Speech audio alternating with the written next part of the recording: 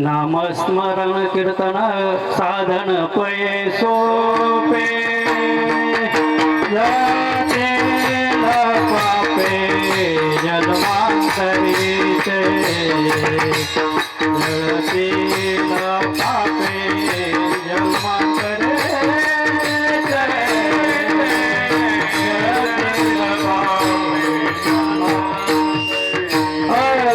नाम संगीतन साधन पैसोपे जळतील पापे जन्मांतरे जळतील पापे जन्मांतरी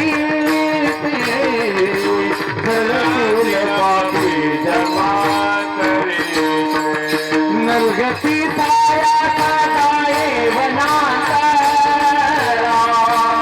नरगती छाया सदाये वनांतरा नरगती छाया सदाये वनांतरा नरगती छाया सदाये वनांतरा नरगती छाया सदाये वनांतरा सुख येतो घरा नारायण सुख येतो घरा नारायण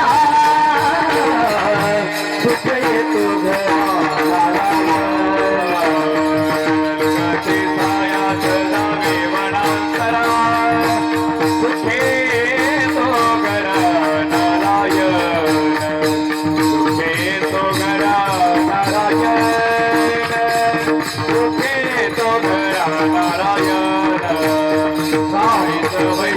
कराई कथिया आवडी आनंद आलमा आनंद आलमा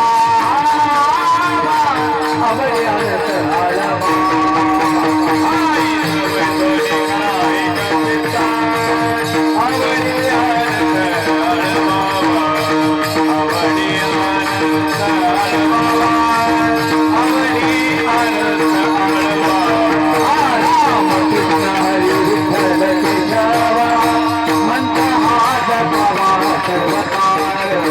मंत्र हात पावा सर्वकाळ मंत्र हात पावा हरी विठ्ठल केशवा मंत्र हात पावा सर्वकाळ मंत्र हात पावा सर्वकाळ मंत्र हात पावा सर्वकाळ विनाली करतात साधन वाहते आनंद वाहत ज्ञान विठोबा वाहत ज्ञान विठोबा ज्ञानी कास्ता पैसा फल वाहत ज्ञान विठोबा वाहत ज्ञान विठोबा जीवन ज्ञान विठोबा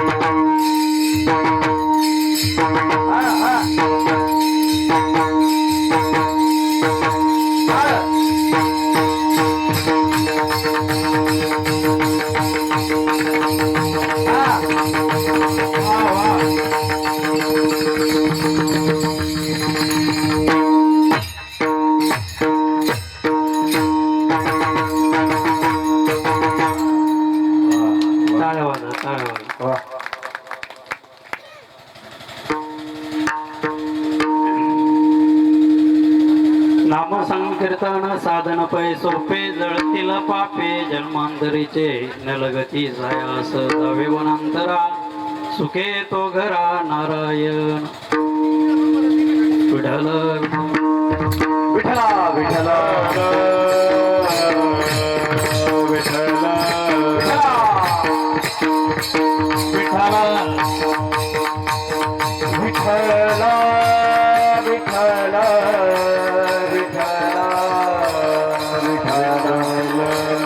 विठला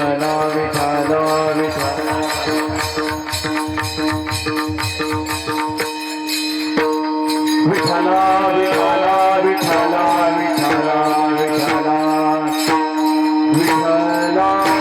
विठला विठला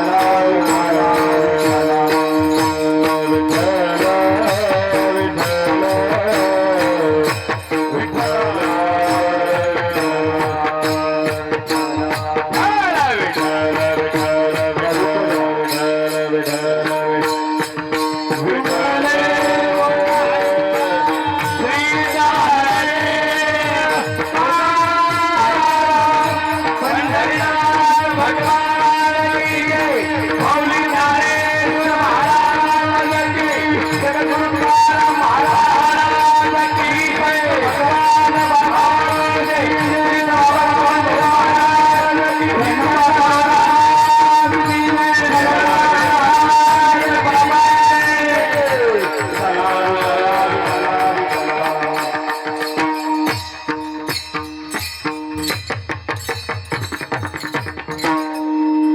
महायोग पीठे तटे भीमरथ्यामोरं कुण्डलिकायं धातु मुनीन्द्रे समागत्य तिष्ठं तमानन्दकन्दं परब्रह्मलिंगं भजे पांडुरंगा पांडुरंगा करू प्रथम नमन दुसरे चरण संतांच्या त्यांच्या कृपादाने कथेचा विस्तारो बाबाजी सद्गुरु दास तुकार ओम नमो जय अध्याय वेद प्रतिपाद्या जय जय संवेद्या आत्मरूपा देवा तोची गणेशो सकळ अर्थिमती प्रकाशो मणे निवृत्ती दासो अवधारी जोजे प्रस्तुत प्राप्त प्रसंगी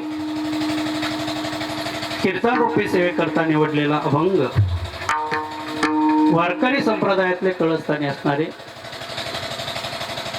जगद्गुरु तुकोबराय यांचा सुंदर असा 6 चरणाचा अभंग आहे. विठ्ठल विठ्ठल विठला विठला विठला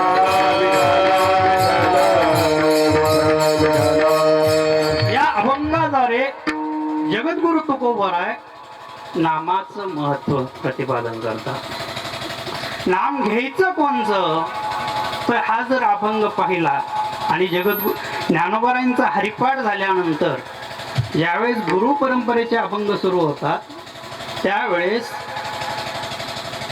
तुकोबरायांचा हा अभंग घेतल्यानंतर देवाची द्वारे घेतला जातो आणि त्यानंतर गुरु परंपरेचे अभंग घेतले जातात. पण ज्ञानोबरायांच्या हरिपाठामध्ये जे वर्णन केलं गेलं आहे नामाचं महत्व काय, ते नाम कशाने प्राप्त होतं, नाम म्हणजे मंत्र आहे का, नाम कशामुळे घेतलं जायचं, याचं सर्वस्व विस्तार ज्ञानोबरायांच्या हरिपाठामध्ये केलेला आहे आणि त्याचंच विश्लेषण संक्षिप्त रूपाने जगद्गुरु तुकोबरायांनी हे अभंगाद्वारे प्रगटीकरण केलं आहे. विठ्ठल विठला विठला विठला विठला आपल्या कोरोडे या गावामध्ये सुरू असलेला हा अखंड हरिनाम सप्ताह गेले सिट्टी मारू नको आणि माझा आवाज मोकळा सोड, गावातच जायचं. वर्ष 19व्या वर्षे पदार्पण होत आहे. भव्य दिव्य असं या सप्त्याचं आयोजन आपले सर्वांचे श्रद्धास्थान असणारे बाबा यांनी हा सप्ताह सुरू केला, नारायण महाराज यांनी, आणि त्यांच्या आधिपत्याखाली हा भव्य दिव्य असा सप्ताह या ठिकाणी आपण साजरा करतोय. बाबांची श्रद्धा, तुमच्यावर असलेलं प्रेम आणि तुमची बाबांवर असलेली श्रद्धा ही खूप महत्वाची भूमिका आहे. आज आपण पहिल्या दिवसाची सेवा आहे या ठिकाणी सप्ताह करतोय की मारुतीच्या रामनवमी तर हनुमान जयंती. लक्षात आलं का? पर्व काळ ही शोधत असताना इतका सुंदर या ठिकाणी बाबांनी शोधलाय की रामनवमीला ह्या सप्त्याची सुरुवात होते आणि हनुमंत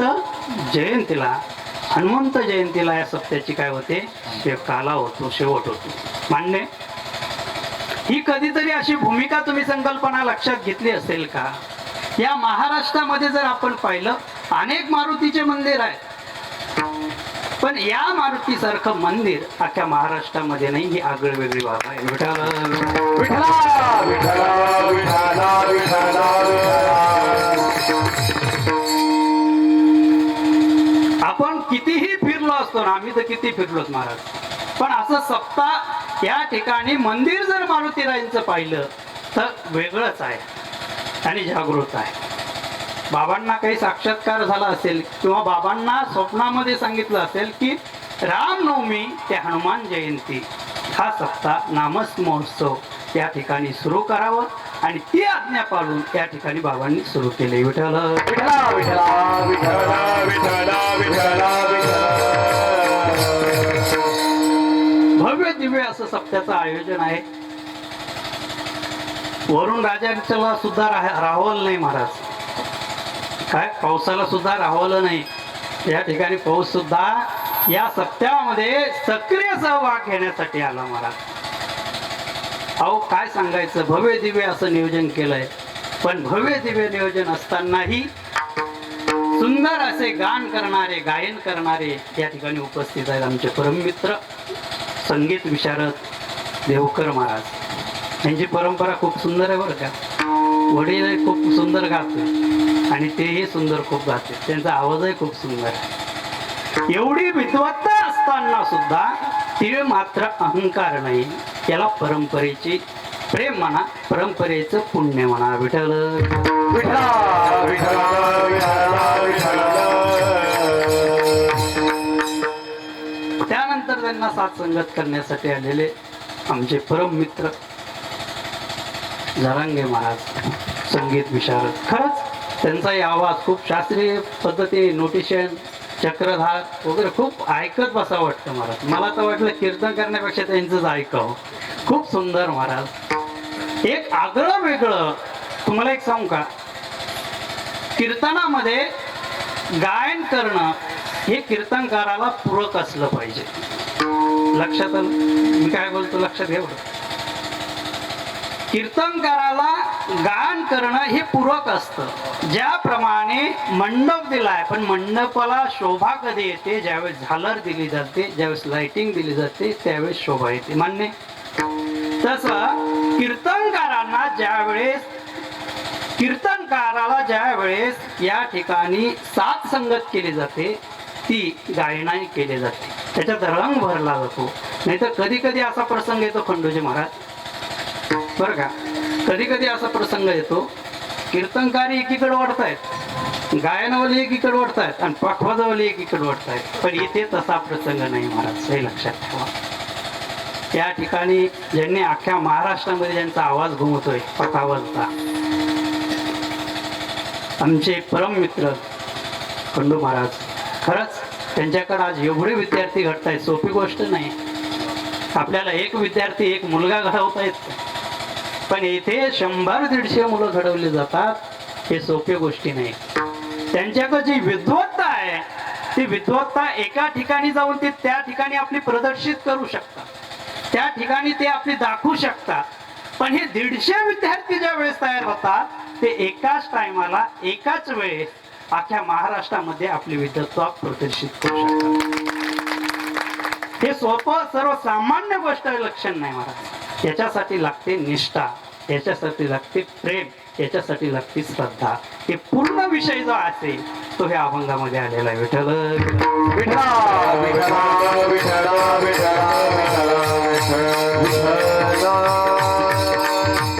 हो, काही जास्त वेळ मी घेणारच नाही. 11ला, 11:15 कीर्तन आपण येईल. आज जी परंपरा असते, सुरुवातीचं कीर्तन म्हणजे नामाचं असतं महाराज. नामाचं महत्व काय? आज ज्यांच्या योगाने आज कीर्तनाची सेवा या ठिकाणी प्राप्त झाली, आमचे नावकरी संभाजी महाराज, त्यांचे सहकारी आज ज्यांची पंगत आहे तरुण वर्गांचं खूप सुंदर आहे महाराज. जे पंक्तीचं जेवण पाहिलं ना, खरंच उत्तम आहार. पंगत एकदम बेस्ट. सगळं बाबांनी तुम्हाला असे व्यवस्थित संस्कार लावून दिलेत महाराज. नाही तर पंक्तीमध्ये जर पाहायला गेलं तर वेगळे वेगळे प्रकार दिसतात. कुंकड काय चाललंय काही कळत नाही. पण महाराज लोक कधी कधी म्हणतात पंक्तीत नको भाऊ, आपण दुसरी काही व्यवस्था करू. पण या ठिकाणी पाहिल्यानंतर खूप आनंद वाटलं महाराज. मला तर वाटत असेल की या ठिकाणी आता पोपट महाराज भेटले होते, त्यांचे वडील अखंड बाबाची सेवा करत होते. अखंड सेवा, जास्त सहवास त्यांचा बाबांकड असेल. मग मला एक म्हणायचंय, एक तर साधूंची आपल्यावर निष्ठा असावं किंवा आपली निष्ठा साधूंवर असावं. तुम्हाला एक मुद्दा सांगून जातो. साधूंनी आपलं म्हणावं का आपण साधूला आपलं म्हणावं?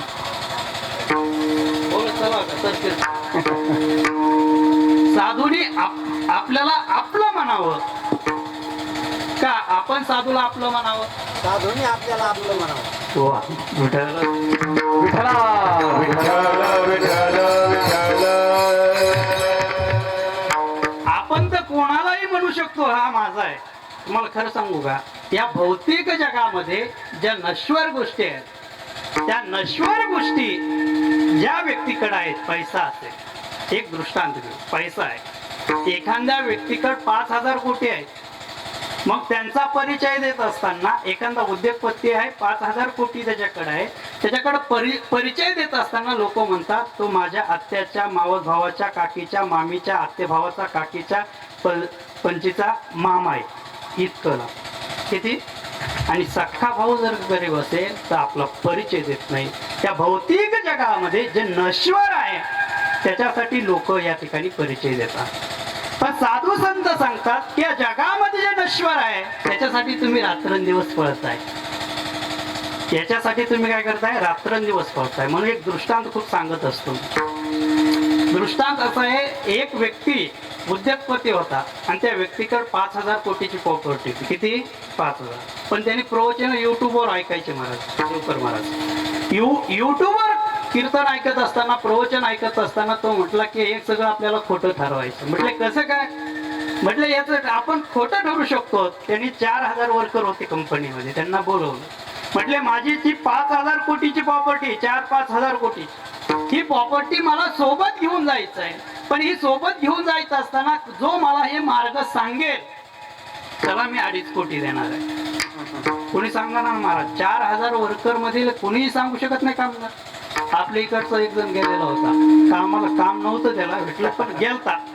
बाकीचे म्हणले अरे 70,000 रुपये तुम्हाला पेमेंट आहे, तरी तुमचे चेहरे पडले, काय वेळ आहे? ते म्हटलं असंच आहे. म्हटलं मी उत्तर देतो ना. बोलवलं, म्हटले सांगता का? म्हटले हो सांगतोय. दुसऱ्या दिवशी बैठक बोलवली. म्हटले कुणी सांगेल का? म्हटले सोपं आहे. इथला पैसा, भारतातला पैसा अमेरिकेत चालतो का? चालतो का? आपल्या इकडचे 10 रुपये अमेरिकेत चालतात का? बोलत चला बरं का. नाही चालत. ते पैसे आपल्याला कशामध्ये कन्वर्ट करावं लागतात? डॉलर मध्ये. अमेरिकेचे डॉलर आपल्या भारतामध्ये चालतात का? ते नोटामध्ये कन्वर्ट करावं लागतात. तसं तुमचं जे 5,000 कोटी 4,000 कोटीचा जे प्रॉपर्टी आहे, पैसा आहे, हे अगोदर पुण्यामध्ये तुम्हाला काय कन्वर्ट करावं लागेल आणि ते संचित रूपाने तुम्हाला वर प्राप्त होईल. विठ्ठल विठ्ठला विठ्ठला विठ्ठला विठ्ठला. हे समजण्यासाठी आपल्याला अखंड आपलं परम भाग्य आहे की बाबांच्या पदस्पर्शाने पुनीत झालेल्या भूमीमध्ये आपण जन्माला आलात. अनेक जणांनी बाबांना पाहिलंय, बाबांचा सहवास लाभलाय नारायण महाराजांचा. वास्तविक पाहता महात्मा आहे तोपर्यंत ओळखला जात नाही. या महात्म्यांनी काय केलं तर महात्म्यांनी तुम्हाला जे शाश्वत आहे त्याची जाण करून दिली. तुम्ही आजपर्यंत जे आहे याच्याकडून कोणाचं लक्ष नाही. कोणी म्हणते बंगला माझा आहे, कोणी म्हणते प्रॉपर्टी माझी आहे, कोणी म्हणते मुलं बाळा माझे आहेत. या जगामध्ये भौतिक जगाकडे आपण पाहत चाललो. पण संत म्हणतात बाबांनो, हे म्हणजे सर्वस्व तुमचं नाही. कारण या पृथ्वी तलावर तुम्ही जन्माला आलात ते फक्त 84 लक्ष योनी फिरून जन्माला आला. एक योनी नाही बर का, 84 लक्ष योनी फिरून आलेला हा मनुष्य देह आहे. पण या मनुष्य देहामध्ये तुम्ही आल्यानंतर काय केलं पाहिजे? कोणाचे 30 सरलेत, कोणाचे 50 सरलेत, कोणाचे 60 सरलेत. कशासाठी जन्माला आलो याची जाण सुद्धा आपल्याला नसू नये, हे आपलं दुर्भाग्य आहे. विठ्ठल विठ्ठला विठ्ठला विठ्ठला विठ्ठला. मग काय करतात साधू संतांनी आपल्याला जाग केलं. महाराज उठा, जागे भारे आता स्मरण करा पंढरीनाथा, भावे चरणी ठेवा माथा, सुखबी व्यथा जन्मा. काय करा? स्मरण करा. स्मरण करा म्हणजे नामस्मरण करा. विठ्ठल विठ्ठला विठ्ठला विठ्ठला विठ्ठला. ज्याच्या मुखामध्ये नामस्मरण नाही, मला सांगा, आपला हा शरीर देह आहे. या देहामध्ये भगवंताने आपल्याला डोळे दिलेत, आपल्याला कान दिलेत, आपल्याला मुख दिलंय, हात दिलेत, पाय दिलेत. मान्य आहे? कधी देवाने असं म्हटलंय का, तुला मी एवढं दिलंय तर माझे 10 कोटी झालेत? तुम्ही दवाखान्यात जा, हॉस्पिटलमध्ये जा, तुमचा हात फ्रॅक्चर होऊ द्या, डॉक्टर म्हणले दुसरा टाकावं लागेल, डोळा गेला दुसरा टाकावं लागेल, तसा भेटेल का? अहो, दृष्टी कमी झाली तर आपल्याला लेन्स टाकावं लागतं, ऑपरेशन करावं लागतं. पण या भगवंताने सर्वस्व दिलंय तुम्हाला. कशासाठी दिलंय? याची जाण पाहिजे महाराज. आणि ही जाण करून देणारे संत असतात. आणि त्या संतांनी सांगितलंय की बाबांनो, एक मात्र मुखामध्ये जे वाचा दिली त्या वाचेमध्ये फक्त तुम्ही काय करा? भगवंताचं नामस्मरण करा. हे अभंगाच्या प्रथम नामाचं कीर्तन साधन पैसे. नामाचं कीर्तन साधन पैसे. नामाचं कीर्तन साधन पैसे. नामाचं कीर्तन साधन पैसे. जळातील पापे जन्म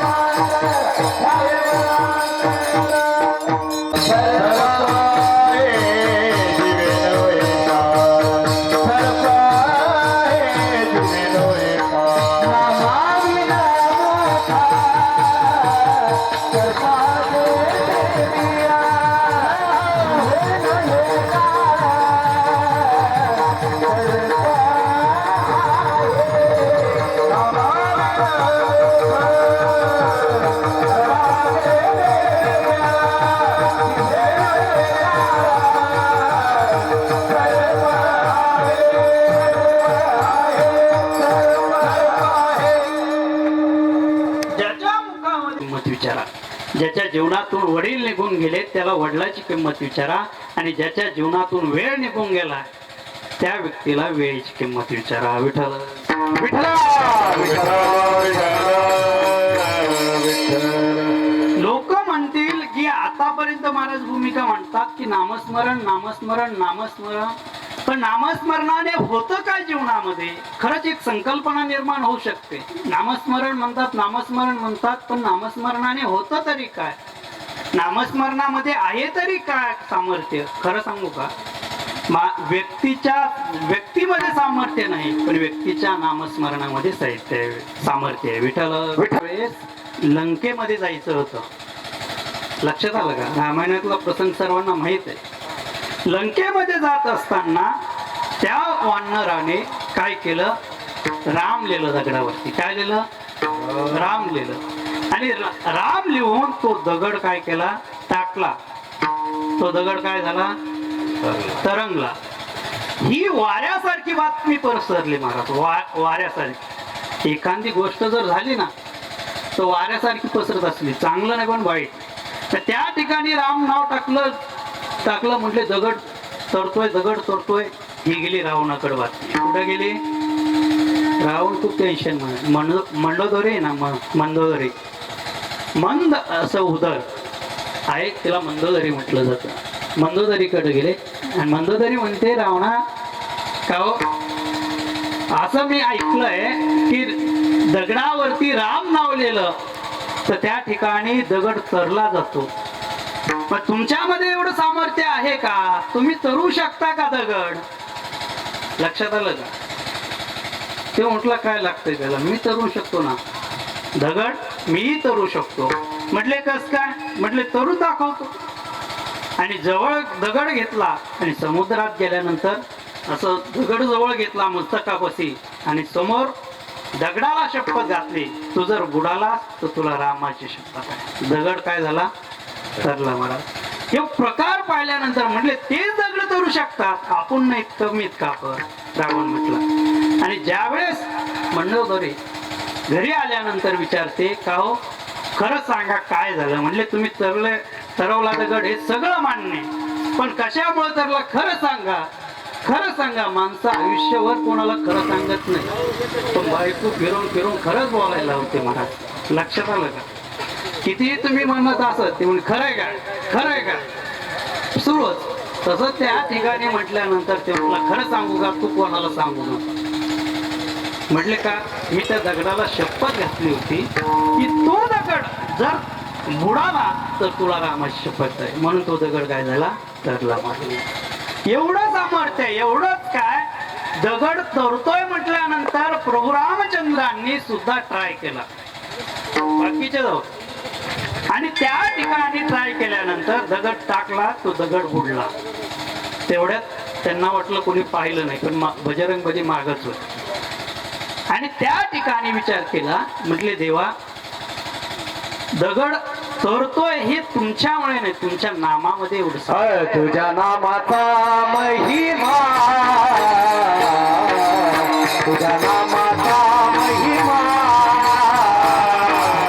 तुझ्या नामाचा महिमा, तुझ्या नामाचा महिमा.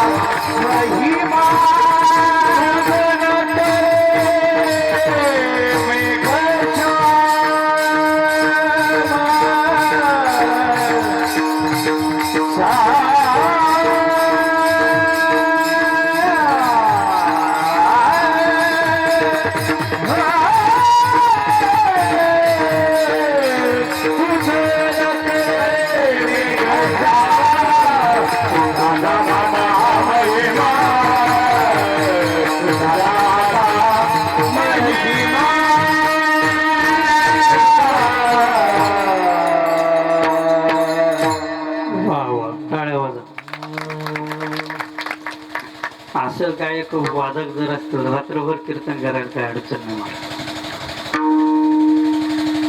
भगवंताचं नामाचा महिमा भगवंताला जाणला जात नव्हता, हा महत्वाचा मुद्दा आहे. म्हणणे नामामध्ये इतकं सामर्थ्य आहे, पण हे नाम आपण ज्यावेळेस भगवंताच्या ठिकाणी घेत असताना त्या नामाबद्दल काय पाहिजे? आपली श्रद्धा पाहिजे, भाव पाहिजे. एखादा म्हणेल नाम घ्यायचं, पण ते नाम घेत असताना कुठे जावं लागेल?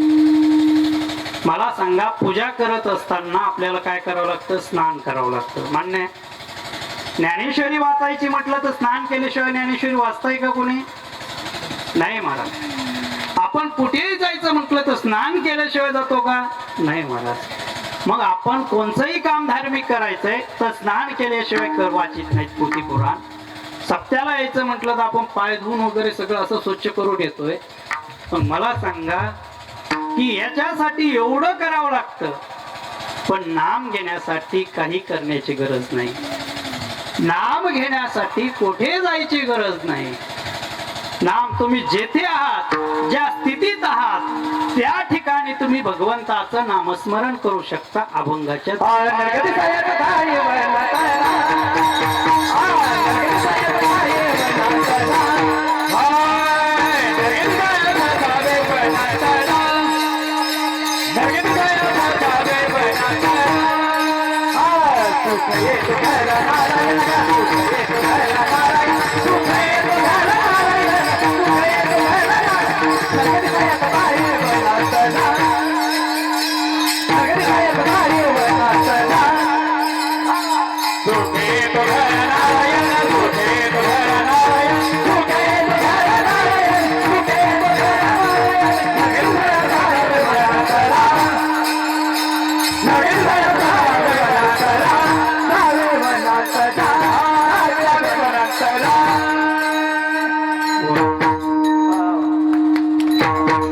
वाजत जा. कुठेही जाण्याची गरज नाही. अहो एवढा मोठा सप्ताह नामस्मरण कशासाठी ठेवलाय? बाबांनी तुम्हाला कुठे जा म्हटलं नाही. या ठिकाणी तुम्ही भगवंताचं किती दिवस? अखंड 7 दिवस भगवंताचं नामस्मरण आहे. संकीर्तन या शब्दात सुद्धा कृ करते करण्या अर्थामध्ये संकीर्तन, चांगलं कीर्तन, सत विचार ज्या ठिकाणी सांगितले जातात त्याला कीर्तन म्हटलं जातं. कीर्तनाची परंपरा वेगळी आहे. तर नारदी कीर्तन वेगळं आहे, अनेक वेगळी परंपरा आहे. आता नवीन काही 2-3 परंपरा आल्या, तेही वेगळ्या आहेत. पण कीर्तन म्हणजे काय? जेथे साक्षात तुम्हाला भगवंताचं दर्शन घडवलं जातं ते कीर्तन. आणि ते कीर्तन कुठं होतं? नामसंकीर्तन. आणि तो सप्ताह आज आपल्या या गावामध्ये प्रारंभ झालेला आहे. विठ्ठल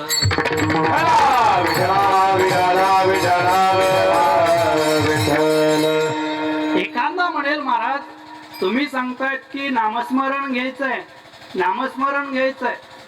अहो, नामस्मरणामध्ये इतकं सामर्थ्य आहे, वाल्याचा वाल्मिक होतो फक्त नामस्मरणामुळे. कशामुळे? नामस्मरण. तुम्ही एखादा संकल्पना, एखाद्याच्या विज्ञानवादी लोकांच्या मनामध्ये संकल्पना अशी निर्माण होईल की वाल्याचा वाल्मिक झालाय. महाराज तुम्ही म्हणताय ठीक आहे, पण त्यांना नारदजी भेटले म्हणून वाल्याचा वाल्मिक झालाय. हो, मान्य आहे. नारदजी भेटले, त्यांना मंत्र दिला आणि जप केला, मरा मरा म्हटले, राम राम म्हणता येईना, मरा मरा म्हटले, वाल्याचा वाल्मिक झाला आणि रामायणासारखा ग्रंथ निर्माण केला. अहो, मी हेच सांगेल की आपल्याला बाबासारखे, नारदजी सारखे बाबा आपल्याला या ठिकाणी भेटले आणि बाबांनी आपल्याला मार्ग दाखवला आणि त्या मार्गाने जर आपण गेलो तर आपले अनेक जन्माचे पाप होऊन जाऊ शकतात. विठ्ठल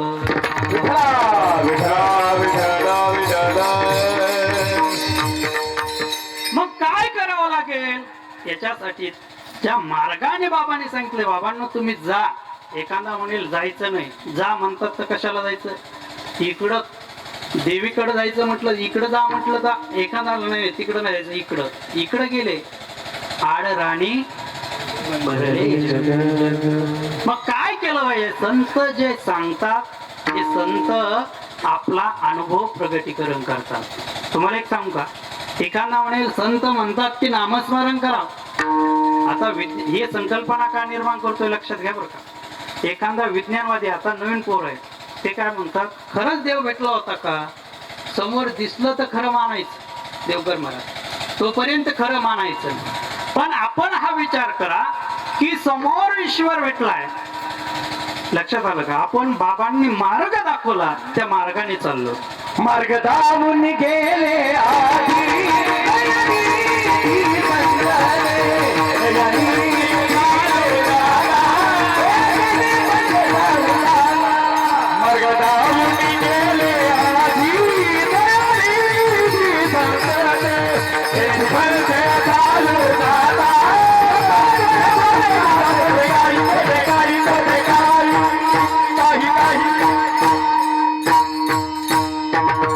वा,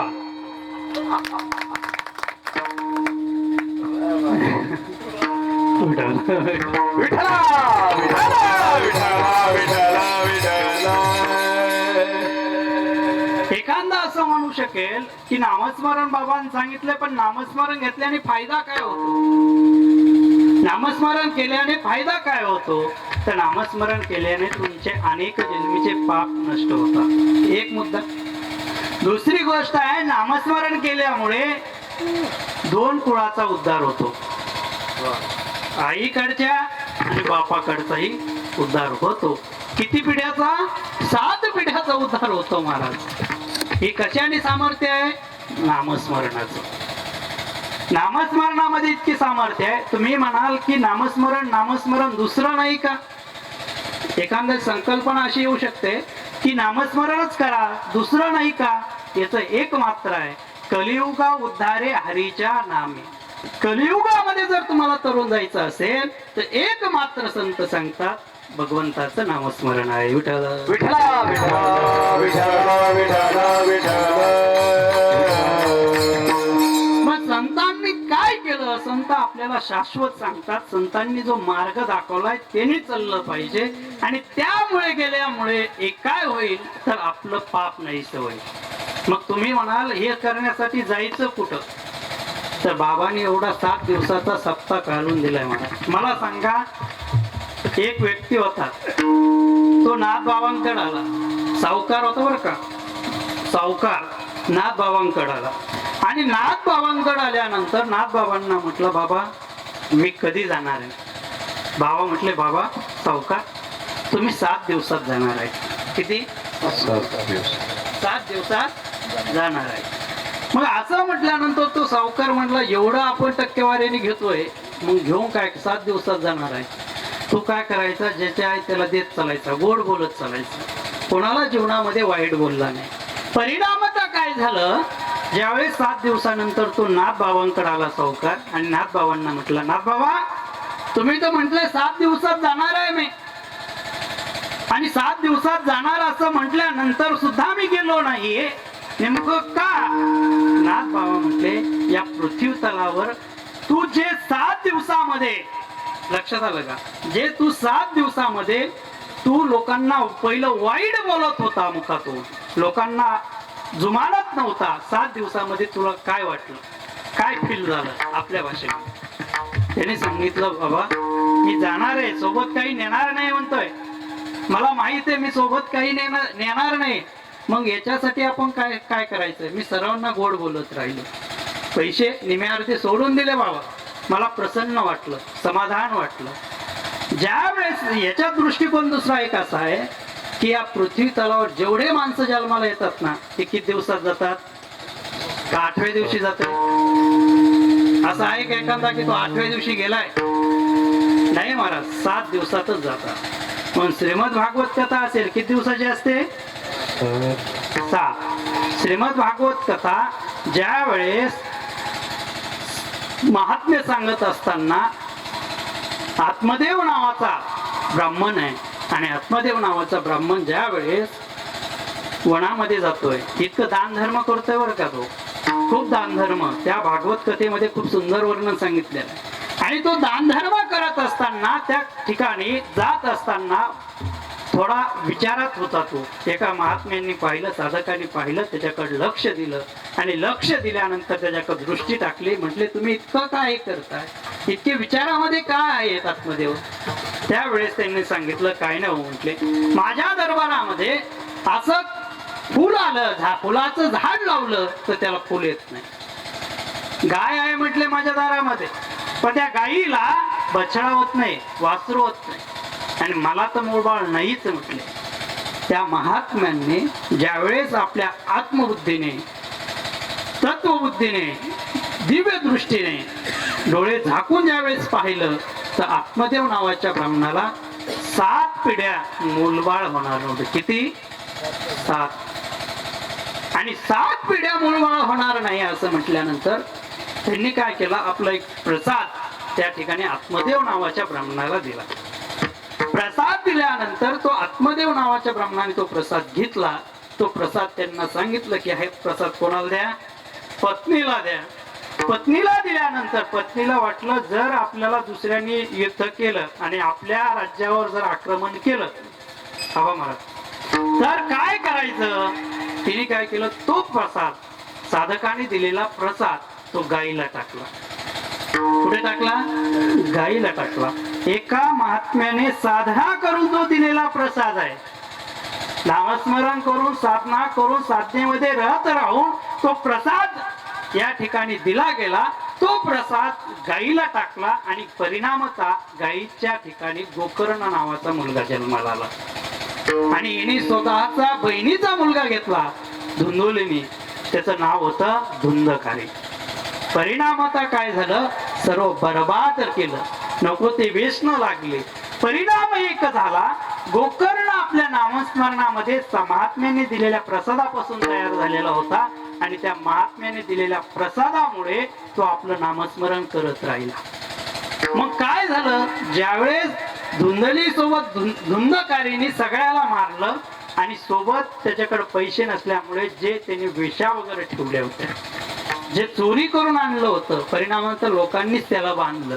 म्हणजे कसं आहे माहितीये का, कटप्पा सारखं झालं. ते थोडक्यात सांगायचं, समोर युद्ध करायला गेलाय आणि जवळच्यानेच मागून तसा तो लुटमार करून पैसे कमी पडायला लागले म्हणून आणायला गेला आणि आपला बोबाटा होईल म्हणून जवळच्यानेच त्याला बांधून टाकलं. परिणामाचा त्याचा जीव गेला. पण जीव गेल्यानंतर श्रीमद भागवत कथेचं नामस्मरण, श्रीमद भागवत कथा 7 दिवस गोकर्णाला येऊन सांगावं लागली. आणि त्यानंतर प्रत्येक ठिकाणी एक दिवसाला त्या हाडकामधून आवाज निघून त्या जीवाचा मुक्तता झाली. परिणामात मला सांगायचंय की साधक महात्मे जे सांगतात, महात्म्यांच्या प्रसादाने निर्माण झालेलं व्यक्तिमत्वच आगळं वेगळं असतं आणि महात्मे ज्या दृष्टीने देतात त्यांच्याकडे दूरदृष्टी असते. आणि ज्या अर्थी महात्म्यांनी सांगितलं की तुम्ही नामस्मरण करा, दुसरा मार्ग तुम्हाला नाहीये महाराज. योग्य असेल, योग मार्ग सोपा आहे, कशीही पाय गळ्यामध्ये गुतायला जमू शकते आपल्याला. साधारण आपल्याला 2 घंटे बसायचं म्हटलं तर आपण बसू शकतो. हठयोग करायचं म्हटलं, प्राणायाम करायचं म्हटलं आपण करू शकतो सर, नाही महाराज.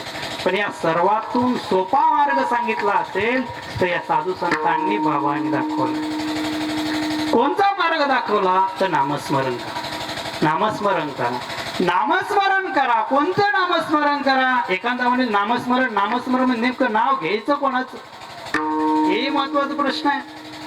नाव घ्यायचं कोणाचं हेच जगद्गुरु तुकोबर आहे 4थ्या चरणात सांगतात. राम कृष्ण हरी विठ्ठल केशवा, राम कृष्ण हरी विठ्ठल केशवा, राम कृष्ण हरी विठ्ठल केशवा, राम कृष्ण हरी विठ्ठल केशवा, राम कृष्ण हरी विठ्ठल केशवा, राम कृष्ण हरी विठ्ठल केशवा,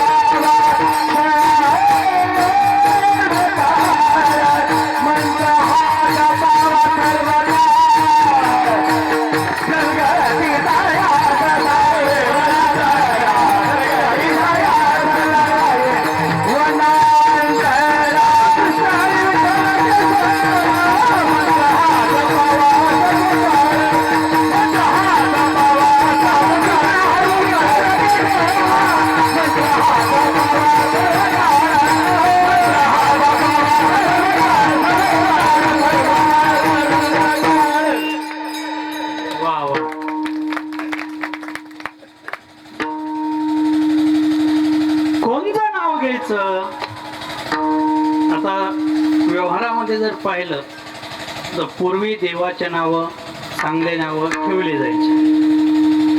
मला सांगा आपल्या गावामध्ये काही नाव ठेवलंय कोणाचं? ठेवलंय काही सारखी विचाराचे माणसं असतील, पण काही नाव नाही. काही ठिकाणी घेतलं नाही बरं का, बाहेर सांगतो त्या विचाराचे असतात महाराज. नाही तर काय असतं महाराज, नाव शांताबाई, लक्षात आलं का? पण गावभर एकाला सुद्धा ती भांडल्याशिवाय राहत नाही. मग रस्त्यांचे लोक असे तोंड फिरत नको. दुसरं यमुना, गंगा, नाव गंगाबाई, आणि महिनाभर अंघोळ नाही. महिनाभर काय अंघोळ नाही. मला सांगा, पूर्वी नावं सुद्धा ठेवायचोच आपण, की मुलाचे नाव ठेवत असताना भगवान चांगले नाव ठेवायचे बरं का मला. आता वेगळे नाव आहेत मला. पिक्चर मधले, हा पिक्चर मधले, बस तेच चालू आहे. परिणामतः काय झालं, नाव का ठेवलं जायचं याचं कारण सांगून जातो शेवट. याचं कारण असं आहे की कमीत कमी मुलामध्ये जरी जीव गुंतला तरी तुमचं नामस्मरण घडावं, नामस्मरण घडावं, आणि त्या परिणामतः त्या नामस्मरणाने तुमचा उद्धार व्हावा. मला सांगा, आयुष्यभर एखाद्याने माळ घातली नाही, आणि आयुष्यभर माळ नाही घातली, आणि त्या व्यक्तीला आपण जर म्हटलं तो त्या व्यक्तीने देह ठेवला, आणि त्या व्यक्तीने देह ठेवल्यानंतर लोक काय म्हणतात, तुळशीचे पानं घाला, कसा मेळ बसायचा? अहो, आयुष्य नामस्मरणामध्ये गेले तरी शेवट नामस्मरण येईल, त्याची शाश्वती नाही महाराज. इतकं सोपं नाही. एवढं काय, नामस्मरणा व्यतिरिक्त या जगामध्ये काय नाही. जेवढं आपण करतो ते सगळं वायफट आहे. किती कोटीची प्रॉपर्टी कमवली याला किंमत नाही, काय सोबत आहे याला किंमत नाही, तर तुमच्या सोबत येत असतं ते फक्त संचित रूपाने ते येतं. म्हणून एक दृष्टांत सांगून जातो. एखादा व्यक्ती आयुष्यभर परमार्थ करतो, लोक म्हणतात काय देवाला भजते राहावे, तरी याच्या जीवनामध्ये दुःख संपत नाही असं पाहतो आपण. आणि एखादा इतकं वाईट वागतो, म्हणजे काय वाईट वागते माणूस, हे तुझं काय चांगलं चाललं, असं काय होतं? याचं एक मात्र कारण आहे संचित. संचित लक्षात येत आहे ना? संचित जोपर्यंत आहे तोपर्यंत तुमचं चांगलं चालत आहे, आणि संचित एकदा संपलं, तुम्हाला एक सांगू का, पुण्य संपलं तर इंद्रपदाला खाली यावं लागतं महाराज. विठ्ठल विठला विठला विठला विठला विठला विठला विठला विठला विठला विठला. एक मात्र फक्त रामकृष्ण हरी. पण हे घेण्यासाठी तुमच्या अंतःकरणामध्ये आवड पाहिजे. कशाबद्दल? भगवंताबद्दल, बाबांबद्दल, यांच्याबद्दल काय पाहिजे? प्रेम, जिव्हाळा, आवड ही पाहिजे. आवड नसेल तर सवड नसते महाराज. एखादं चला, एखादं चल सप्ताह सुरू आहे, तो म्हणतो नाही यार थोडं काम पाहुणे आले, आणि त्या जागेवर दुसरीकडे त्याला ज्याची आवड आहे तिकडं म्हटलं चल, त्याच्या आपल्या पुढे चलतो. आवड ही महत्वाची. आवडची पूर्व अवस्था आहे भाव. म्हणून सांगितलंय, भाव वळे आकळे एरवी नाकळे, कर्तळे आवळे भावे विना देव नकळे संदेह. फक्त भावाने आणि श्रद्धेने देव आकळला जातो, दुसरं कशाने नाही महाराज. विठ्ठल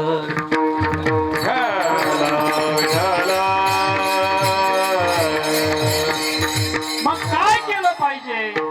नामस्मरण केलं पाहिजे. मला सांगा, रोज नामस्मरण किती करतो आपण? मला इमानदारीने सांगा.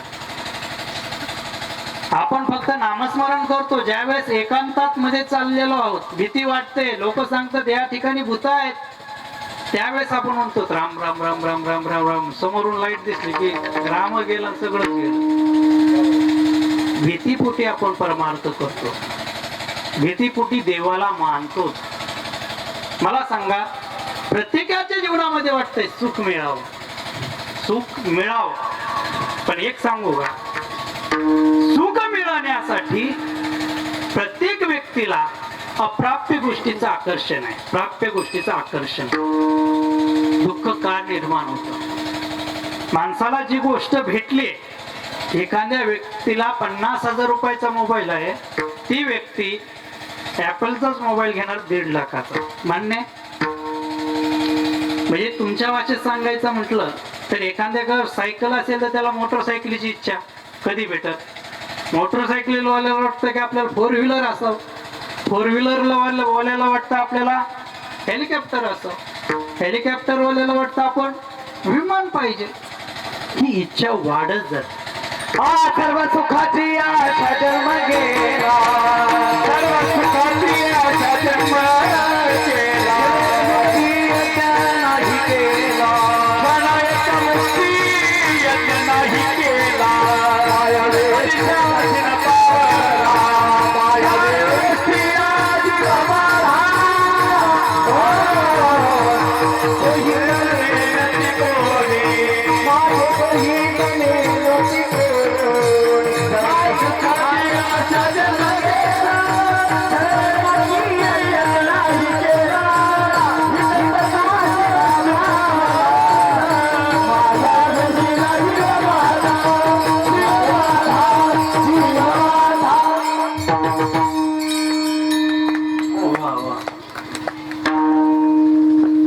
आयुष्यभर आपण सुखासाठी पळतोय, पण सुख भेटतंय बाबा? मला सांगा. डोंगर आहे, ज्ञानोबरायांची खूप सुंदर ओवी आहे. ज्ञानोबराय म्हणतात की डोंगर आहे मोठा, पण डोंगर पोखरून माणसं काय करतात? उंदीर काढतात. ज्ञानोबराय खूप सुंदर. ज्ञानोबरायांची ज्ञानेश्वरी जर समजली ना, जीवनामध्ये कशाचीच आवश्यकता नाही. ज्ञानोबराय म्हणतात की डोंगर आपण पोखरतो आणि काय निघतंय? तसं आपण इतकं दुःख सहन करतोय, इतकं दुःख सहन करतोय कशासाठी? सुखासाठी. पण सुख भेटतंय का? तुम्हाला सांगू का, आपली अवस्था कशी झाली आहे? ज्यावेळेस मेचा महिना आहे आणि मेच्या महिन्यामध्ये हरणाला जसं समोर नुसतं असं मृगजळ दिसतं, पाणी दिसतं, आणि ताणलेल्या हरणाला जसं धावा टाकीत पळत पळत राहतं, कंटिन्यू पळतं बरं का ते, पण त्याला ते पाणी भेटतं का? नाही. तशी अवस्था आहे. आपण ज्याच्याकडे पाहतो, ज्याच्यामध्ये सुख शोधण्याचा प्रयत्न करतो, वास्तविक त्याच्यात सुख नाहीच. म्हणून तर ज्ञानोबरायांनी सांगितलंय की ज्याच्यात सुख नाही पण त्यालाही सुखाचा संसार करू शकतो मी, इतकं सामर्थ्य माझ्या फक्त अवघाची संसार सुखाचा करीना, अवघाची संसार सुखाचा करीना, अवघाची संसार सुखाचा करीना, अवघाची संसार सुखाचा करीना, आनंद भरीना ही लोक, आनंद भरीना लोक, काही नगे पंढरपुरा, काही नगे माये, तया पंढरपुरा, तया पंढरपुरा, काही नगे तया पंढरपुरा, काही नगे माये, तया पंढरपुरा, काही नगे माये, तया पंढरपुरा, काही नगे माये, पंढरपुरा, काही नगे माये, तया पंढरपुरा, तया पंढरपुरा, तया पंढरपुरा. वा. तुम्ही म्हणाल टाळ्या प्रत्येक वेळेस वाजायला होतात, याच्यासाठी खूप मेहनत लागते महाराज, इतकं सोपं नाही. आणि हे देण्यासाठी ईश्वर देणगीला. इथं अनेक जण खूप गाजतात पण कशाचा वेळ भेटत नाही महाराज. तर मला एक समजा, प्रत्येक लोक म्हणतात नाही नाही मी केलं. आता सुंदर जर एखादं गायलं आणि त्याला जर म्हटलं आपण किंवा कीर्तन केलं, अरे कुठं शिकलं रे? तुमचं अजिबात कुठंच नाही, कोणाची गरज नाही म्हटला, स्वयंभू आहे. अरे या जगामध्ये ज्यावेळेस तुम्ही जन्माला आलात ना, त्यावेळेस सुद्धा तुम्हाला बोलायला आणि चालायला शिकवणारे सुद्धा गुरु असतात. श्री गुरु सरिखा हसता फिरा, श्री गुरु सरिखा हसता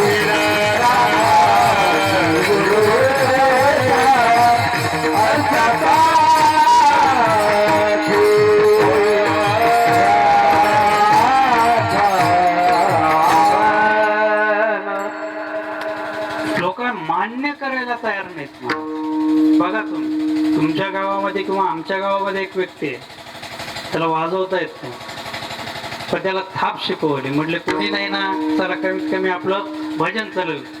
आता जे वाजवणार आहेत ते सत्यालाच असते. त्याच्यामुळे साधारण भजनाला कोण येत आहे, वस्तुस्थिती आहे बरं का.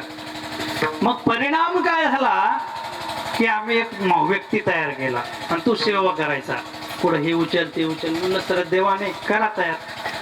मग त्याला थाप महाराज थाप आणि एक दोन बोल आपला धाप धाप वाजव, कसं पेना सोड लागतोय, पीटी वगैरे आहे, चालतंय. मग ते भजनी म्हणायला लागले. परिणाम आता काय झालं माहितीये का, त्याला वाटलं मीच महाराज झालो. काय झालं, मीच महाराज झालोय. परिणाम आता असा झाला की तो येऊन बसायला लागला ना, आम्हाला चटाई उचलावं लागलं. पक्वाज आणून आम्ही ठेवायचा, लावायचा आम्ही, कणिक लावायची आम्ही, मग त्याने बसायचं. किती अवस्था बिकट झाली. तुम्ही मानताय ज्यांनी शिकवलंय, किंबहुना ज्यांनी मार्ग दाखवलाय, त्यांचे उपकार आणि त्यांनी दिशा दाखवली, त्यांची जाण ठेवली पाहिजे. मग कोण असेल, ते आई वडील असतील. म्हणून तर ज्या वेळेस एक धरणेकरी जगद्गुरु तुकोबरायांकडे पाठवला जातो, ज्ञानोबराय पाठवतात, त्यावेळेस त्याला विचारलं जातं तू कुंकून आला. त्यावेळेस ते धरणेकरी म्हणतो की मला ज्ञानोबरायांनी तुमच्याकडे पाठवलं.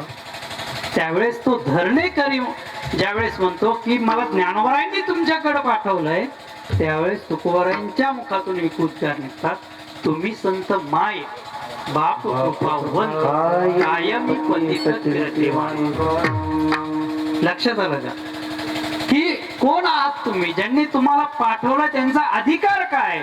जेवढे जगद्गुरु तुकोबरायांचे तुम्ही हा शब्द आहे ना, तुम्ही ते तुम्ही हा शब्द जो वापरलाय ते ज्ञानोबरायांसाठी वापरलाय. मला एकच सांगायचंय की जी विद्वत्व आहे, सुंदरता आहे आणि ती साधना फलद्रूप व्हायचं कारण एक आहे, ती म्हणजे गुरुकृपा आहे. आणि त्याच्यासाठी लागते गुरुचा प्रसाद लागतो. आणि दुसरी असते आपण त्या साधनेमध्ये कंटिन्यू रत राहिलं पाहिजे, साधना करत राहिलं पाहिजे.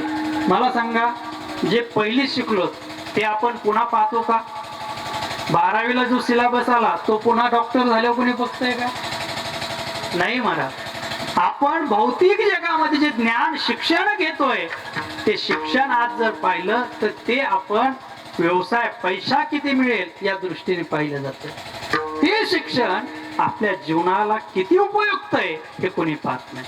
पण हे शिक्षण आपल्या जीवनाला कसं कलाटणी देऊ शकतं, आपल्या जीवनाला किती उपयुक्त आहे हे संत शिकवतात. म्हणून संत सांगतात बाबांनो, हे शाश्वत असणार भगवंताचं नामस्मरण जर तुम्ही घेतलं, ज्ञानोबराय म्हणतात, तर तुमच्या जीवनामध्ये अवघाचा संसार सुखाचा करू शकतो. एवढं सामर्थ्य या नामस्मरणामध्ये. विठ्ठल विठ्ठला विठ्ठला विठ्ठला विठ्ठला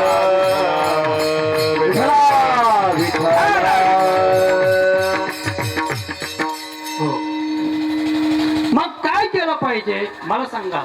प्रत्येक जण सांगतात संसार दुःखमुळं. एखादा म्हणजे महाराज तुम्ही तेच सांगितले, संसार दुःख चौकडे इंगळ, विश्रांती नाही कुठे रात्रंदिवस. हो, हीच अवस्था आहे आपली. संत सांगतात भावांनो, स्थिर व्हा. मन काय करतं, नामस्मरण काय करतं, नामस्मरण तुम्हाला स्थिर करतं. मनोमार्ग गेला. टाइम झाला काय?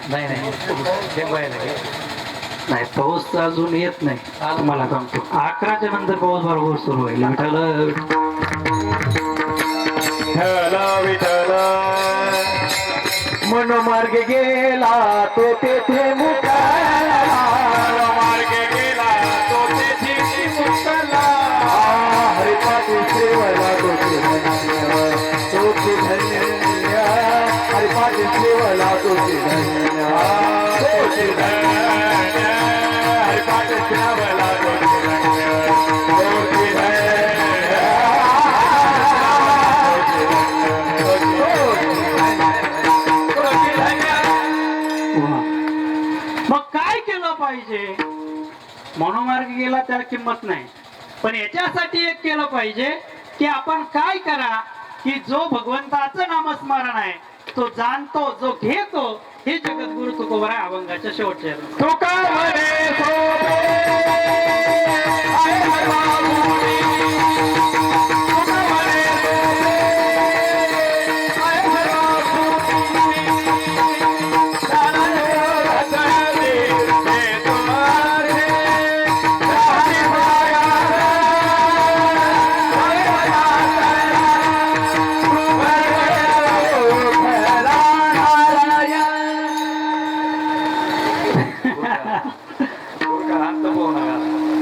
येणारच आहे ते. नाही येणार तर आहेच ना मला समाज. पुढे झालेली सेवा भगवंताच्या चरणी समर्पित करू.